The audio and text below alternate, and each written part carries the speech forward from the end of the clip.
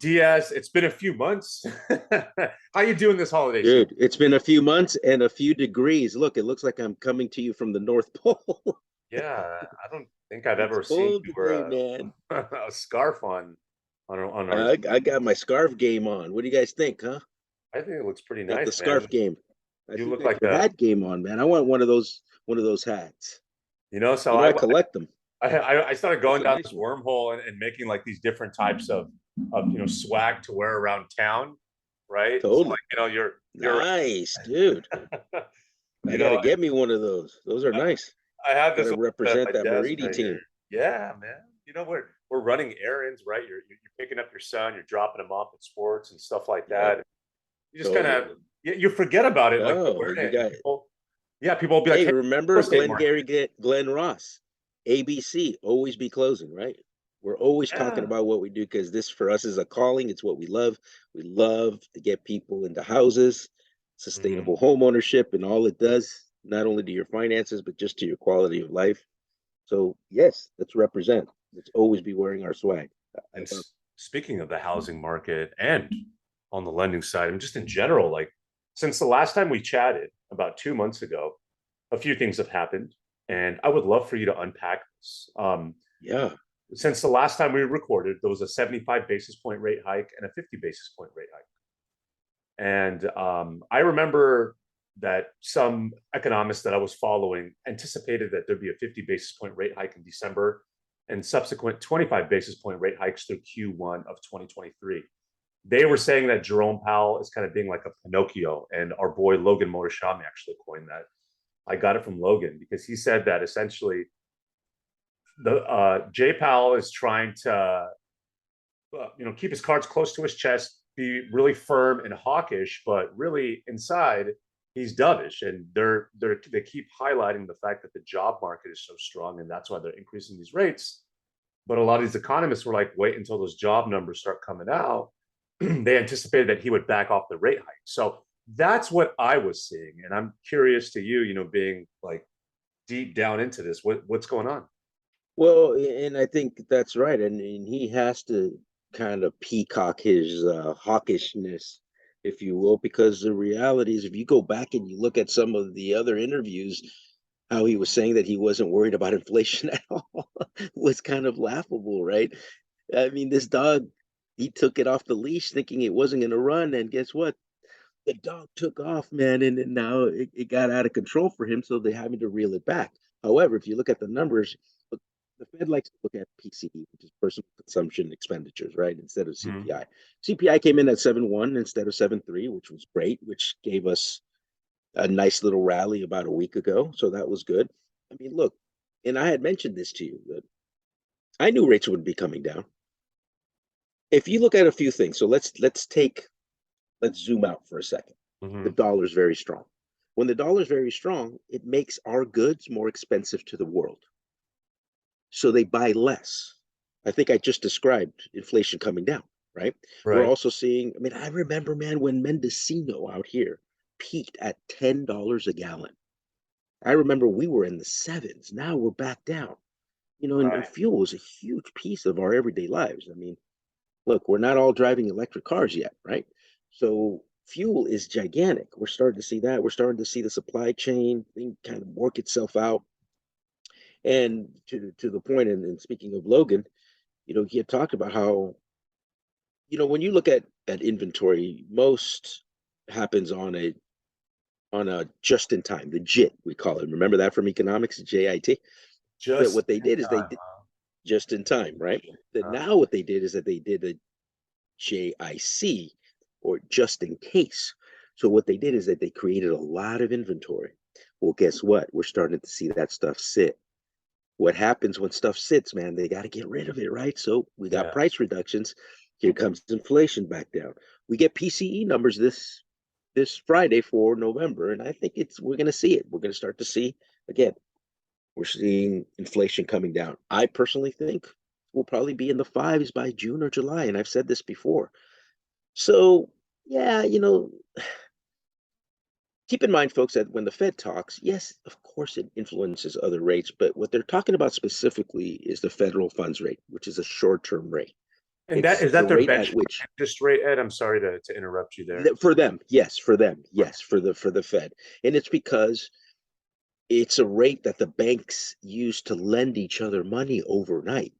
Mhm. It's the very short term, right? And you would think, well, overnight, yeah, banks, believe it or not, lend each other billions of dollars overnight. So little spread on billions is a lot of money.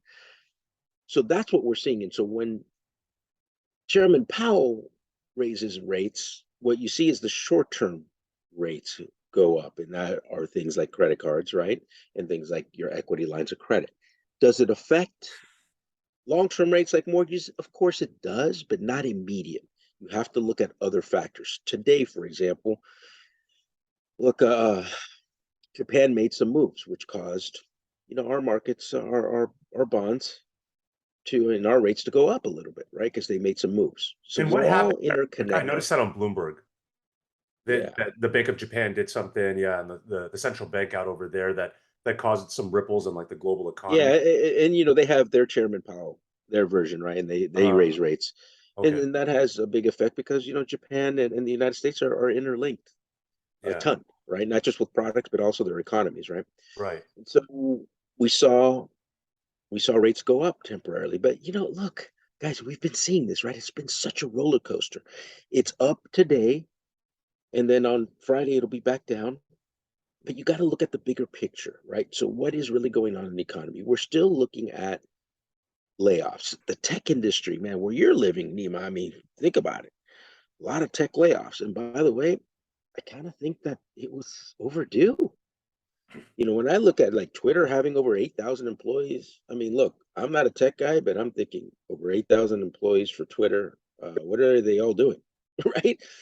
Yeah. So I think there was a lot of fat there to be trimmed, much like what happened in 2001, right? Remember 2001 when we had that whole dot bomb happen? I Mhm. think it's kind of the same thing. We're cutting some fat. There are going to be some more layoffs. And remember, it's not only the tech industry. When the tech industry lays off, you have all these different industries that also cater to them.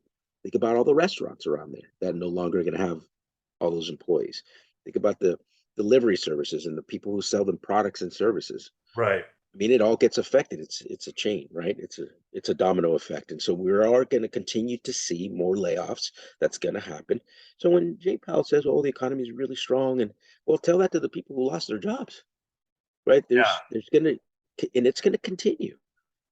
So I think, look, he had for a while he had talked about 75 basis points, and he did 50, which is what I thought he would do, because I'm seeing the slowing down, right? So is he. And to your point, you can't just freak out, because then the markets will freak out. Remember, when that guy talks, man, it causes a lot of ripple effects in the markets all over the world. So Yeah. he's got to be really very strategic and laser with his words, because if they feel like, he's saying something, but he's really not selling it right, that can cause a lot of damage to the market. So I think you're right. I mean, inside he's very dovish. He's gonna see. He sees things are changing. And remember, when these numbers, by the way, folks, come out, they're always a month late, right? Right. We're not looking at right now. We're looking at what happened. So PCE that comes out this Friday is not for December, because December's not over. It's for November. But we've already seen changes happening right now in December. That's happening right now, right? We're already seeing more slowdown that is not showing up on the report in November. It's going to show up in December. And so when I look at the more slowing down that happens, then I continue to say to myself, look, rates are going to start to come back down, because as inflation goes down, so do rates. And we're seeing it. There's a slowdown, not just in the United States, folks. It's all over the world. Look at what's happening in the UK, dude. Have you seen some of these documentaries and things on YouTube? How more and more middle class can't even feed their kids, man. I mean, it's happening. They showed one example of one of those like pantries and stuff that you can come and get food. They Uh-huh. went from an average of 150 to 200 calls to like 2,000. Wow. It's what's going on in the UK right now is so astronomical. You guys think that we're having problems between the haves and have-nots? And by the way, I read a statistic that says that in the United States, our median income is 34% higher than in the UK. Wow. Dude, and they're having massive problems. Yeah. So to a certain extent, guys, I mean, I know this is not a good consolation prize, but we're doing better than a lot. And I think we in the United States also have a tendency to rebound faster. So here's my thought. My thought is come mid next year, we're going to see rates continue to come back down because, as I mentioned before, remember I said, Nima, that rates would start to come down? We were Right. at 7.5% when we talked. We're now, below 6.5%, Yeah. right? So we've moved quite a bit and we're going to continue to. That trend is continuing to happen. So what'll happen, folks, and please listen very closely here. When rates come back down, if you wait today for that 5%, you will have missed a boat. And let me tell you why. Because by the time the fives come, the demand is going to be so high because everybody jumps in. Your ability to negotiate price with that seller is going to go bye bye. Why? Because they're going to have, again, 10 to 20 offers again, like we saw before. Yeah. Because that's what happens. People jump in droves because of FOMO, right? Fear of missing out. So we've been saying this. You and I have been, with our flags Yeah. saying, hey, buy now, refinance later. Marry the property, date the rate. It's true. Here's why.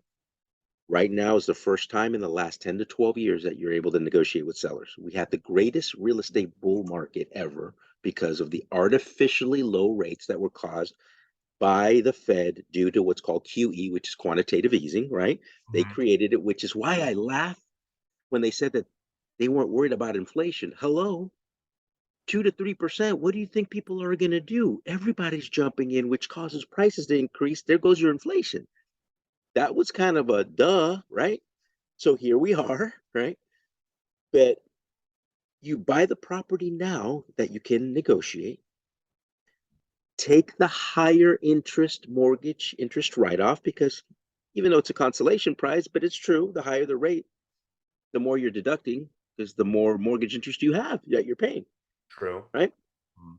Take the upside, which is also called equity, between now and when you refinance, and then you will have baked and eaten your cake. It's just that you got to keep the cake in the oven a little bit longer this time, meaning the rates.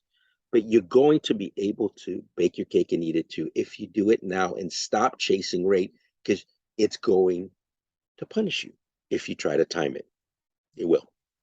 It's very hard to do those types of things, right? Timing the market. I mean, if the Fed can't do it, these Possible. right, they literally live, breathe, and eat this stuff with forecasts. I don't understand how your average buyer is going to be able to do a better job than them, right? Not even close. I mean, it's not even what they follow on a day-to-day basis for their living. I mean, they're, for the most part, at least in my market in Silicon Valley, a lot of the folks are tied to the tech industry. So let's Yeah. just, for the sake of argument, you have your quintessential software engineer. I really don't understand how they would be able to know more than, like, let's say someone who, like, an economist who literally follows these things on a daily basis. At the end of the day, it's just their guess, right? And I chalk it up to overconfidence in a nice way. That's what I'll Yeah. say, a little Yeah. overconfident Yeah. Yeah. in their knowledge, with respect to the mortgage industry and lending, right? And the economy in general. And I wanted to go over a few things that you had mentioned, like you had talked about the tech industry and some of the layoffs like at Twitter and other companies. Like, it's interesting because you'll notice in the headlines they'll mention something about Meta, 12% of their Yeah. workforce, right, let go. And that's a big number, right? When you look at that and know how much um, you know, folks they have working at that Menlo Park campus or, like, worldwide as well. Like, wow, that's a big number. But they leave out that Meta hired, and it's somewhere like, I think it was like 115, 120,000 employees during the pandemic, right? But they don't They leave it overhired. over. Everybody Yeah, overhired. it's like they hired 100. Let's just say they hired 110. For the sake of argument, we'll round down. We hired 110,000 employees in the span of 2 years, and we let 12,000 of them go. Yeah. I mean, that's, Well, again, if that's why I mentioned that we have to get rid of the fat. We got to trim it. yeah, exactly. And We I think, overate. I think Zuckerberg, my personal opinion is that he went in a little too hard on the metaverse. That's one thing.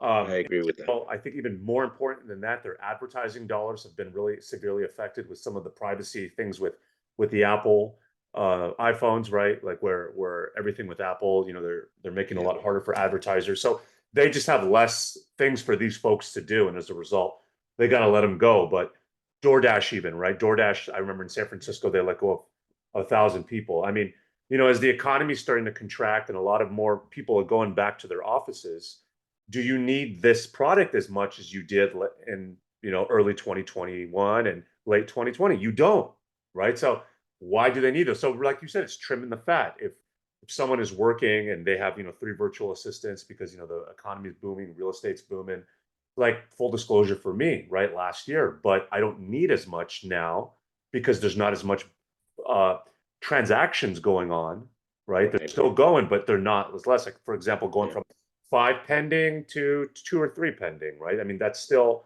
a decrease, and as a result, you got to move with the current times, right? You got to make sure that you're staying on point. I also want to 100%. mention something, yeah, about the GDP numbers. I saw a report this morning that Silicon Valley had the highest amount of GDP growth from 2019 through 2021 than anywhere else in the country. We clocked it at 19%. And that area of Silicon Valley, I'm just talking about Santa Clara County, if it was its own country, it would be the 38th most prosperous nation, right? If just the Santa Clara County, and this is an There area you go. of 1.9 million people, it would be the 38th strongest economy. Wow. If Dude, we, that's a powerful metric. right? I mean, It's if you think about it, and to your point, look at the productivity numbers now.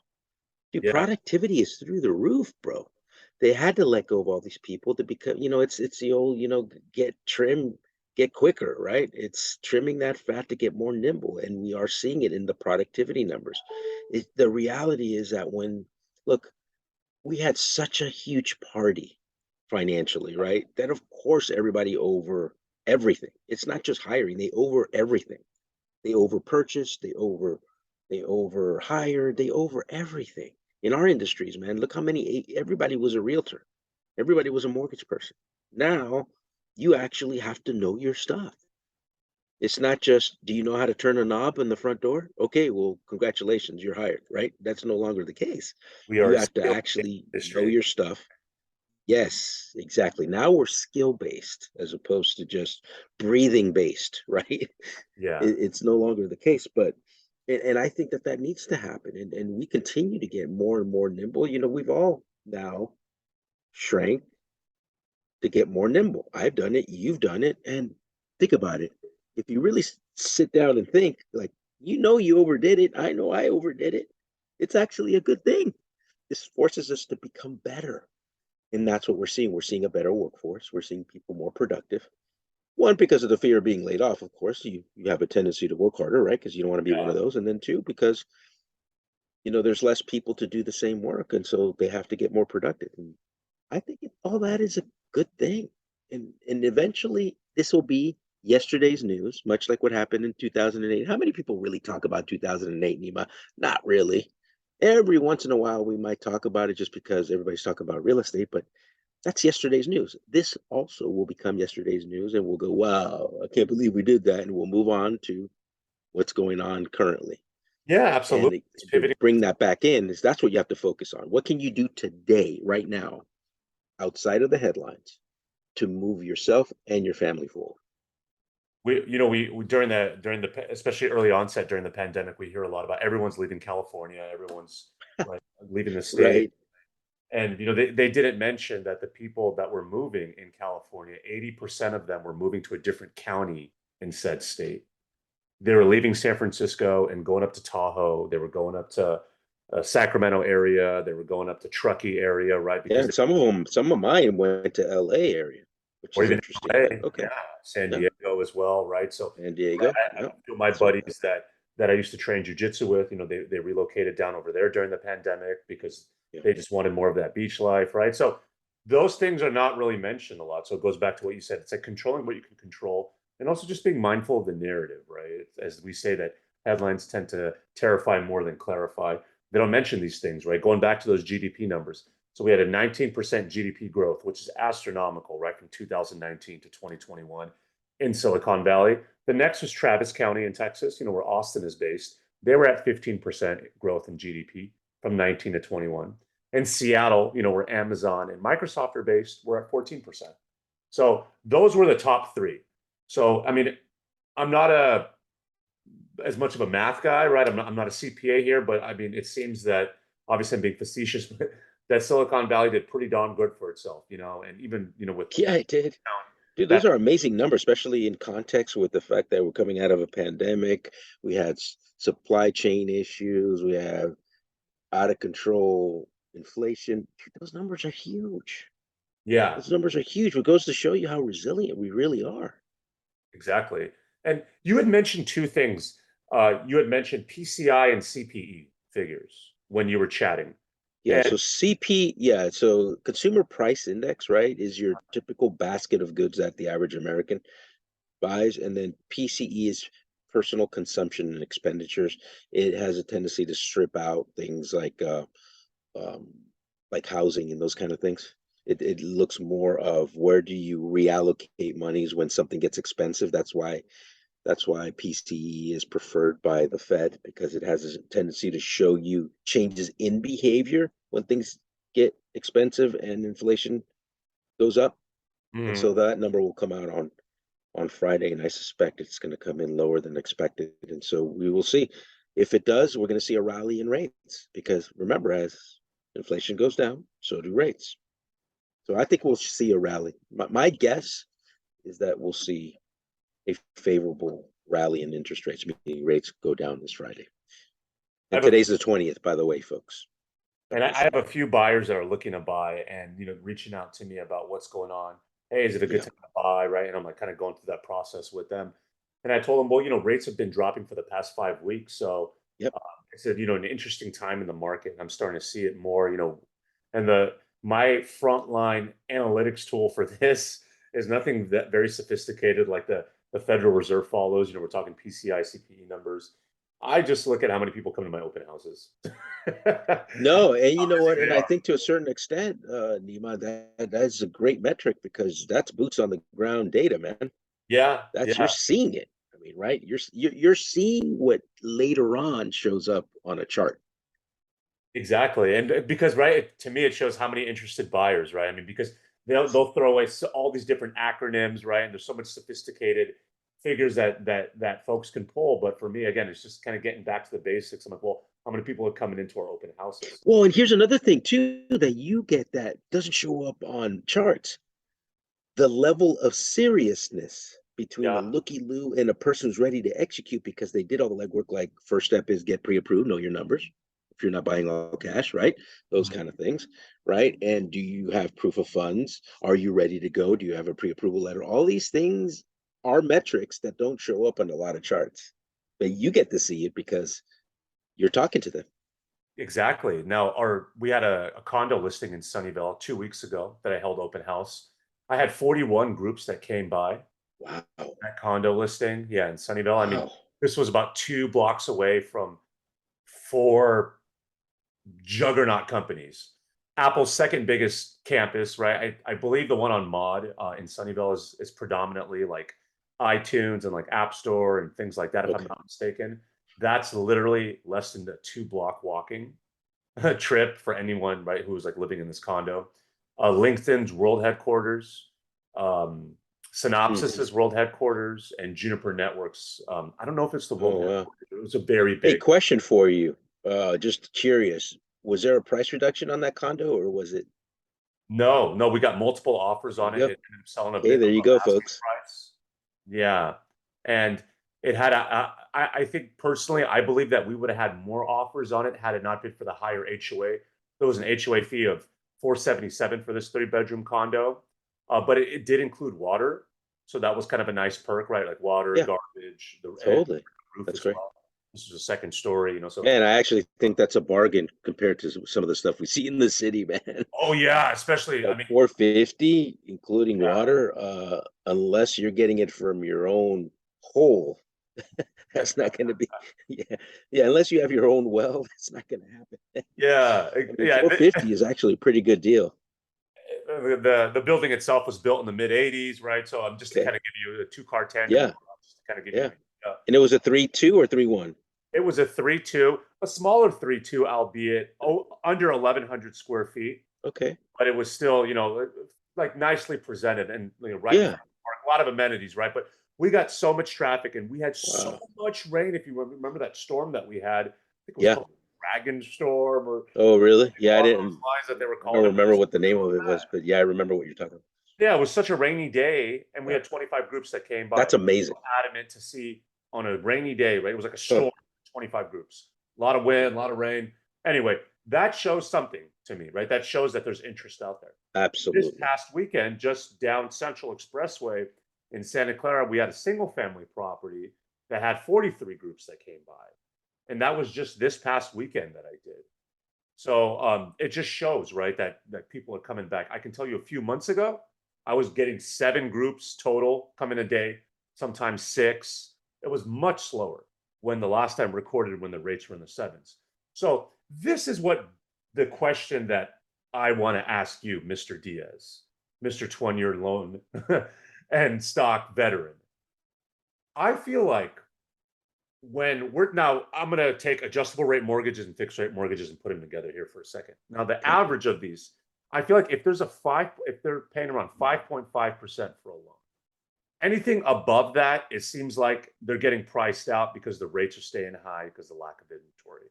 When you hit that 5.5 threshold and maybe a little lower, it seems like a lot more people are starting to come in from what I'm seeing at the open houses. What are your thoughts on that? Yeah, I mean, and you're talking really about affordability. Look, everybody is different. And keep in mind, folks, that all banks are going to look at four areas of your finances, essentially. They're going to look at how much money do you have? Because obviously, the more money you put down, the lower the payment and the lower the debt to income ratio to qualify for a loan, right? On Mhm. a conventional, keep in mind, Fannie Mae and Freddie Mac just came out with the new county loan limits. And in our areas, as you know, Nima, for a single unit, meaning either a single family home or a condo for one unit, now the loan limit is 1,089,300,000. Like across the $1,000,000, which is going to save people from having to go into a restricted jumbo loan, right? Mhm. So they're going to look at assets. They're going to look at your credit scores. You really should be 740 and above. We're looking at the mid score is what's used, not the average, but the middle score. And then the third metric is they're going to look at your gross monthly income if you work for someone and collect W-2s and pay stubs.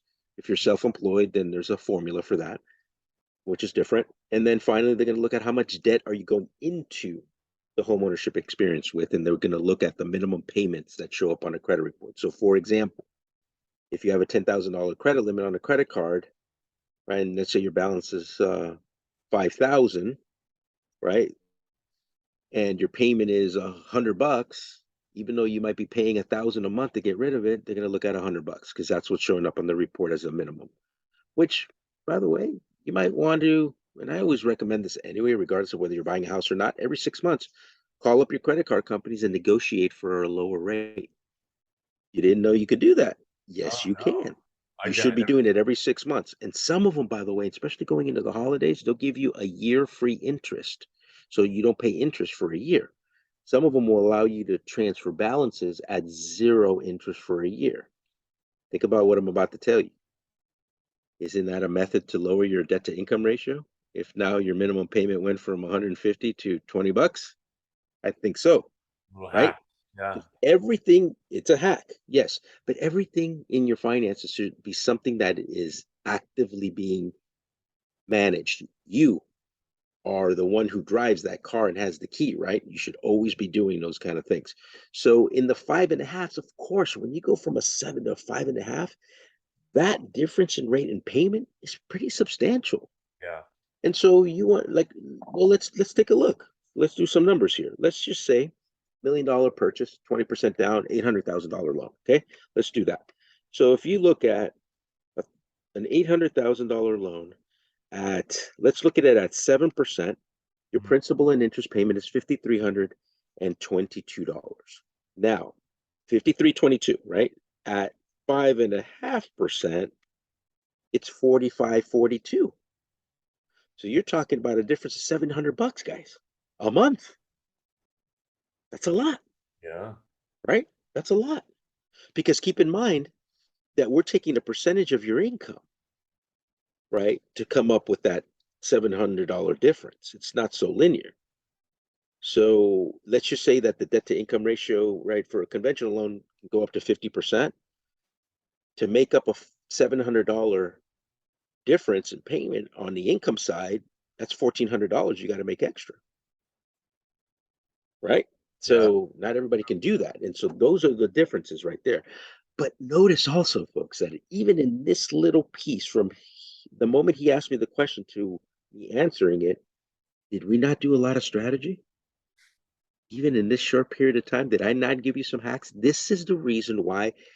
Don't use online calculators. Talk to a human being who has boots on the ground, whether it's myself, Nima, or whoever you're using, somebody who is versed, because now you got to be a pro to be in this business. It's not like it was before where you just fog a mirror and you can be a loan officer or a realtor. That's no longer the case. You got to know your stuff, right? Yeah. So sit down with them to do some strategy, because in these strategy meetings is when I start to tell you things that you may not have thought about or that you could do, such as let's go talk to your credit card companies. Or how about this? When was the last time you asked your boss for a pay raise? You may think, well, but they're laying people off. Why am I going to ask for a pay raise? Why wouldn't you? That's not a bad word, pay raise. Ask for it, and if you get it, awesome. If you don't, then you don't, and you wait to try again. But we all know about the squeaky wheel syndrome, right? That's what gets the oil. You have to be your own advocate first, right? And Right. get educated on your options. That's where we come in, because maybe can we can get you, hey, maybe Nima negotiates, right, with the seller to get you some credits to buy down the rate. We could do a 2-1 buy down. We could do a permanent buy down. We could talk about that in another video, or we have actually, but we can go over it again in another video. But these are strategies that we can implement to get you into a home now. Because think about this, folks. So let's say you get into a home with debt, but you get in 3 years, that home's worth another 300,000. Sounds like we just paid off all your debt Yeah. using passive income called equity. But you got to think. We got to think. Sometimes we get so caught up, we forget to zoom out, look at the bigger picture, right? Very true. Yeah. The forest for the trees, right? Yeah. Oh yeah. So those loan products, right, that you're seeing a lot of. Um, Odetta Kushi, she put out a really interesting tweet earlier in the month, and she had mentioned that ARM loans are much more popular now than they were before, last year, previous years, right? And I did a little bit more digging and some research, and I realized that ARM products are, for applications for ARM products, are more than doubled year over year. Yeah. And I'm assuming that like the 7-1 is the main product that's being pushed right now. It's What? always been mine. Yeah, it's Yeah. Yeah. And that's because it's priced well and because it is free of additional bureaucracy. So let me tell you how this works. So we have a 3 year, a 5 year, 7, and a 10.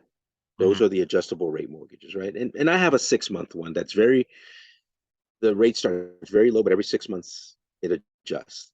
And again, it's not a one size shoe fits all, folks, right? That's where we're sitting down again, making sure to pair the right product up with. But yeah, for the sake of this conversation, when we talk about 3, 5, 7, and 10, those are the initial fixed periods of the loan. So a 3 means it's fixed for the first 3 years and then variable once a year. It adjusts for the remaining 27 years because they're all 30-year mortgages. The 5 is fixed for 5, variable for 25. The 7's fixed for 7, variable for 23, and the mhm, 10 is fixed for 10, variable for 20. So the 7 is priced really nicely. The 10s are not that popular, so they have a tendency to be priced almost as close to the 30-year. So what's the point? Why get a 10-year? There's no right, point in it. yeah, The 3 year, in order to qualify, they will add 6 percentage points to it to qualify. So if your rate is at 2, you've got to qualify at 8. yeah, This is what they don't tell you. That's the 3. The 5, they add 2 percentage points. So if your rate is Let's just call it 5.5. You have to qualify as if it were a 7.5. That's right off the bat, right? So does it make sense? Sometimes you don't even qualify because what it's doing is that, yeah, you're getting a lower rate, but you're also qualifying for less purchase price. So sometimes it cancels itself out. Sure. That's why looking at the product based on what your goals are, because here's the other part too. And I get it. Look, things become sexy. You guys know when things become sexy, everybody jumps on it, and then it becomes yesterday's news. The pet Yeah. rock. Can you believe some dude invented a pet rock and sold millions of dollars of it, and it was just a rock in a box, right? But how many of those have we bought lately? Nobody, right? Yeah. The point is this: if I just told you, think about this for a second. Let's slow the roll. If I just told you that I think the rates are going to come back down to the fives in June or July, does it really matter if you get a 7 year or a 30 year? Right. No, it doesn't. In reality, right? And Yeah. by the way, does it really make sense to pay points to buy down the rate when you're going to refinance anyway? Maybe, maybe not. Most of the time, it won't be because rates are going to come back down, Yeah. right? It's Does it? just leaving money on the table, right? Why would you do But that? this is what I'm saying, that things get so sexy that it crimps the the the blood flow to the brain. It Hmm. crimps it, and people stop thinking and they just go with the flow. Mm. That something becomes sexy like arms. And I'm not saying arms are bad. I put people in arms, but it's got to make sense for you. And it's got to make sense for what I believe is coming because I'm the pro who watches and studies this stuff ad nauseum. Why would you pay all this money? Pay 20, 30 grand for a lower rate when you can do it for free in 6 months, 7 months. Take the Yeah. higher interest rate deduction because remember, mortgage interest is deductible at your tax bracket. Do that. Pay Uncle Sam less money, right? That doesn't sound like a It's bad all idea. chess. Yeah, it's all chess, folks. But that's why having your team is so important to Yeah. kind of sometimes just push you into the lane, back into the lane. Don't throw money away because it doesn't grow on trees the last time I checked. And it seems like June or July was the highest at the inflation peak, right? I believe it was in the nines. And then it seems like last month we were down in the sevens, in the low sevens. And, a lot of us, if you follow the Federal Reserve and you follow the likes of Jay Powell, you start realizing that who his mentor was. As a gentleman that you taught me about by the name of Paul Volcker. Paul Volcker, man. The And tallest, by the way, he was the tallest chairman. I think he was 7 foot you told tall. me He his was hands huge. were like in palm of basketball or Dude, something like he that. was basically the Shaq of the Fed. And he was, I mean, I heard in the 80s that he would get death threats, for example, just how adamant that he was to cut down and tame that inflation that they were dealing with. Yeah, it got up to 21% Yeah, and then he was just, interest essentially rate on taking a this 30 much year. of the economy, right? And a lot of people were Yeah. very upset about this. And knowing that Jerome Powell is his protege, chances are that I don't know if they'll get it down to 2%, but I feel like he'll at least be pretty certain that it gets down to 4. What are your thoughts on that? Yeah, I do too. I think we'll come back down to the fours. And look, you know what they say about leadership, right? It's not always sexy or popular. But when leadership kicks in and starts to show results, then everybody's like, oh, Right. maybe I was a little too harsh on him. Because everybody's a Monday morning quarterback, man. But the thing is, how much time have you gone to even one combine? Yeah. Right? We all pretend like we know because we can Google now. Be careful with that, folks. I never replace Google for experts. I don't do that. Even in my own personal life, I value and respect the hustle of somebody who spent 10, 15, 20 plus years grinding every day to become experts and ninjas at what they do. I Absolutely. really respect that, whether you're an insurance person, a mortgage person, a real estate professional, a stockbroker, well, which don't exist anymore for the most part, but money managers, they're not all created equal. A lot of financial planners out there hit a button and their computer spits out a financial plan. But then you have the ones that are customizing, everything's bespoke. That's where I go. I go for that bespoke advice. Somebody who knows. You throw out a question, they instantly know because they're watching the data. Yeah. They're not overly emotional because that's what the news is for, right? Yeah. So yeah, I do believe we'll go back into the fours, and again, mortgage interest rates. I think we're going to be in the fives in June or July. We Yeah. shall see, barring some kind of craziness. Now, look, I say that, and it's my disclaimer because we've seen a lot of craziness in the last 3 years. Have we not? It's been Yes. insane. Planet Earth has been shaken hard. But I think those worst days are behind us. I do believe that, and I do believe that if you follow sane advice, I think you're going to win big in 2023, man. I'm excited about 2023. I really am. I think it's coming. And good thing is we're recording this and we shall see.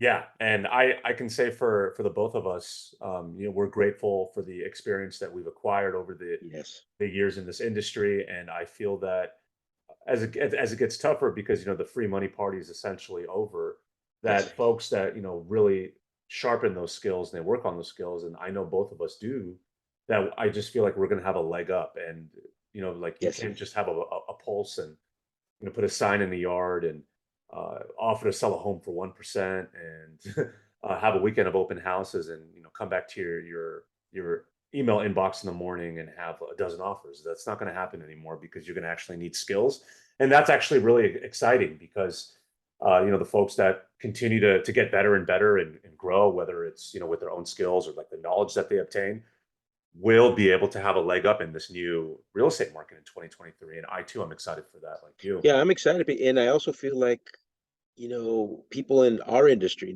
you and I, we've caught up to the medical industry, meaning that we are now an industry of professionals that have done a lot of schooling, continuing education. We grind a lot of data on top of that because we want to, because this is a calling, not a job, right? Mhm. And look, there's doctors that botch surgeries, right? Right. And there's going to continue to be those professionals. Don't be fooled by discount people or people who do a lot of talking, but they don't show a lot. Their actions don't really kind of mirror. This is where you got to be careful, right? You got to vet professionals much like you vet your doctor. How much schooling do Yeah. you have? How much continuing education do you do? How many things do you do on your own? Or do you just do the bare minimum to get by, right? To keep licenses? That it's not us, man. We're always at conventions. We're always reading on a daily.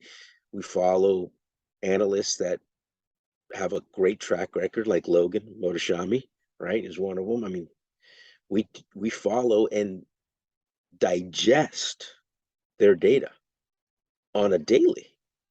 These are the type of people you want to be associated with, you want to have in your financial team, as you Absolutely. should. Yeah, well said on that. And yeah, we'll definitely leave that on a high note. I'm grateful that we're able to chat during the holidays. I'm grateful for your partnership and Oh, same here, man. being able to do this. And I appreciate you, and your professionalism is awesome. thank you. It's second to none. In Q4, some of the changes that happened. I'm glad that we were able to go over this. And the next episode is going to be in 2023, and we're definitely going to hit the ground running next Isn't that month. amazing? Yeah, we'll Can't believe 2023, man, knocking on the door. know. It's the Amazing, time dude. passed This by year's so fast. blown. Yeah. It's a jet. Well, happy holidays on that note, everybody. May you and your family be happy, full of love, healthy, and just be safe out there. Yeah, amen to that, Ed. So, on that note, I will catch you back in January. You bet, buddy. All Always right. great to see you. Likewise.